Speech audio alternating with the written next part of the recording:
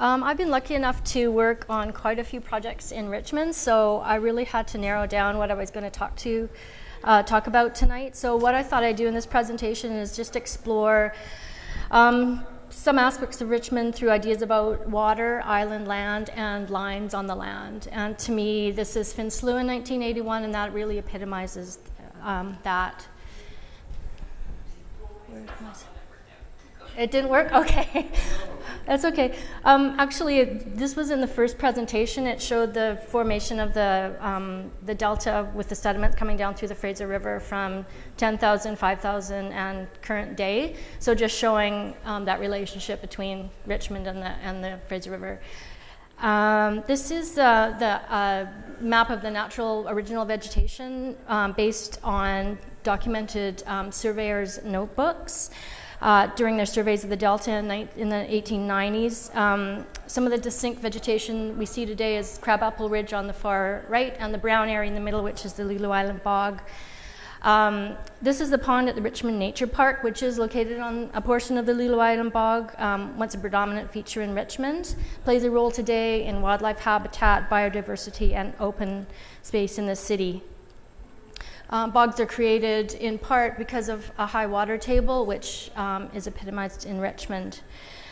While much of the bogs disappeared due to such things as urbanization and invasive species, the Richmond Nature Park still contains many typical bog species: Labrador tea, cloudberry, bog rosemary, western bog laurel, bog blueberry, and bog cranberry in this beautiful profusion of ground plants. The sphagnum moss is known as the heart of the bog, and it plays a central role in bog formation. The slow rate of decay of sphagnum and other species in the bogs leads to the buildup of dead organic matter called peat. And when dry compressed, peat becomes useful for things such as fuel, nesting material, water filtration, or smoke for distilling whiskey. And Richmond's farmers certainly took advantage of this natural resource, as seen in this photograph from the 1950s. These are peat blocks. Peat's notorious for catching on fire. Pauline Johnson wrote a poem about it. There are fires on Lulu Island, and the smoke uplifting lingers in a faded scarf of fragrance as it creeps across the day. Lines on the land. Lulu and Sea Islands were surveyed by Joseph Trutch in 1859 into blocks, regions, and sections. The survey also has notes about vegetation such as good red top grass, low pine brush, and abundance of cranberries. Thomas Kidd, an early pioneer, tells us that the lower section was not surveyed because the Hudson Bay wanted to keep it open for hunting. This is an aerial showing Richmond in its full context: Strait of Georgia, Vancouver, Bard Inlet, and the North Shore Mountains in the distance. It also shows the island's relationship to the sea, Sturgeon's Banks on the left, an estuary with a rich combination of sea and shore full of life that makes the connection and interface between sea and land.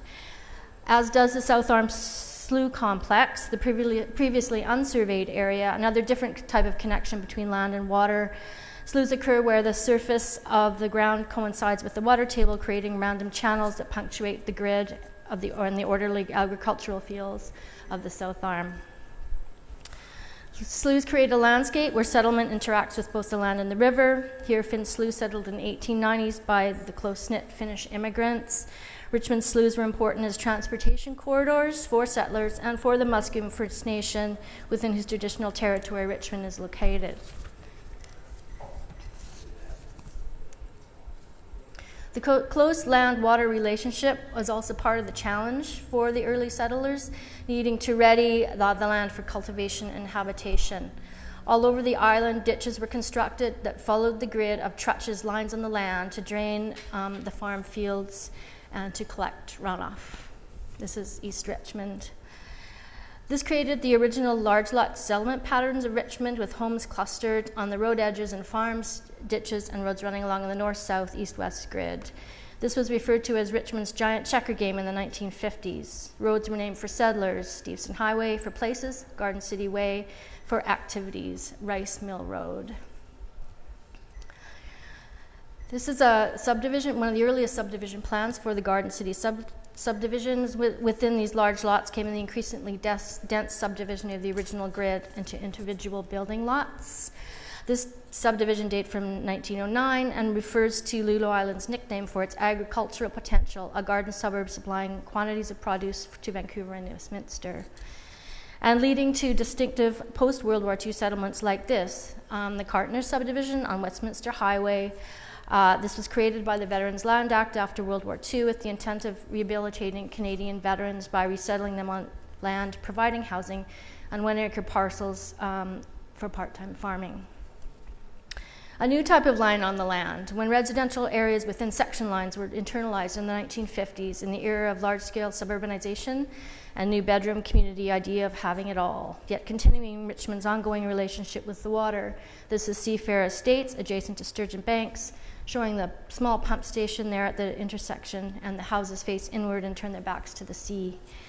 Streetscapes and street planning were standardized, with new subdivisions given a choice of 3 different planting schemes developed by landscape architects Desmond Muirhead. While the choice of tree species was generally typical, Douglas fir, cedar, birch, plum, crabapple, flowering cherry, the schemes included shore pine, selected as a native from the Lilo Island bog and used to give Richmond a regional distinction. Subdivisions began to take on a new aesthetic as larger parcels were bought up by real estate and development companies and subdivided and developed as one unit.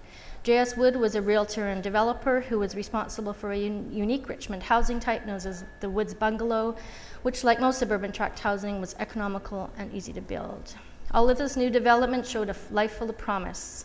The garden suburb with its single detached house surrounded by a yard became the pattern for new development designed around the automobile. Suburbs supplied good quality living space for increasing populations and were thought of as being part of a desired lifestyle.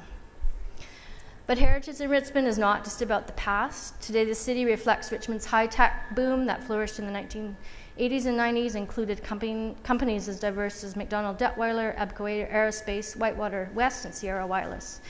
Street names reflect this importance: Wireless Way, Commerce Parkway. Richmond continues to look forward because heritage is about both the past and the future. Thank you.